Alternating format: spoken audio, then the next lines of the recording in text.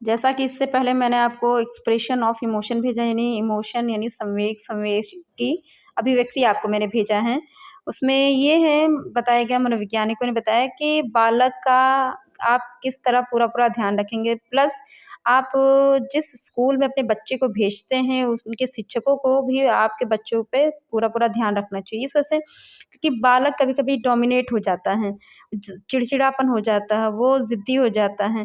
तो ऐसे में वो कई जगह अपने आप को एडजस्टमेंट नहीं कर पाता, उसके मन में हमेशा क्रोध है, भय, ये हमेशा बना रहता है, उसका स्वभाव हमेशा टेम्परेचर में रहता है, नॉर्मल विकास नहीं हो पाता उसका।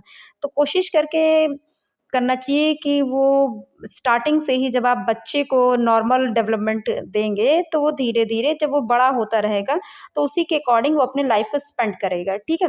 सेकंड उसमें बताया गया कि इमोशनल बैलेंस कैसे स्वास्थ्य विकास करना चाहिए संवेगात्मक में, स्वास्थ्य को कैसे संतुलन बनाए रखना चाहिए, कि बच्चे को जब आप स्टार्टिंग से ही उस एनवायरनमेंट में रखेंगे, तो उस पर बुरा प्रभाव नेगेटिविटी नहीं पड़ेगी, ठीक है?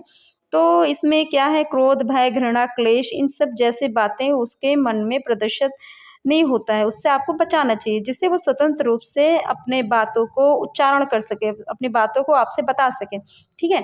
अब आप देख लीजिए, मैं इसका फंक्शन भेज रही हूँ, function of emotion. Emotion function में है कि व्यक्ति जो है अपनी उत्तेजित जो उत्तेजना करता है, जो कार्य करता है, वो अपने लक्ष्य की ओर व्यवहारित होके करता है, ठीक है? सेकंड इसमें है कि संवेग व्यक्ति की अनुभूतियों से संग्रहित होता है, यानी व्यक्ति के मेंटालिटी पर डिपेंड करता है। संवेग से ये पता चलता है कि अनुक्रिया काफ़ी सार्थक या परिस्थिति के व्यक्ति के लिए काफ़ी महत्वपूर्ण लगता है। परीक्षा भवन में किसी छात्र को घबराए हुए अगर कोई डरा हुआ देखता है, तो आसानी से अनुमान लगाया जा सकता है, यानी इससे पता चल जाता है कि बच्चे का जो एनवायरनमेंट है वो शुरू से ही, स्टार्टिंग से ही वो भय से रहता होगा। फिर इसमें ये ध्यान दिया गया कि संवेग द्वारा जो संचार होता है, जो कम्युनिकेशन होता है, उसके कम्युनिकेशन की ओर ज़्यादा आपको ध्यान देना चाहिए। फिर देखिए इसमें प्रोसेस बताया गया, प्रोसेस को 4 पार्ट्स में डिवाइड किया गया।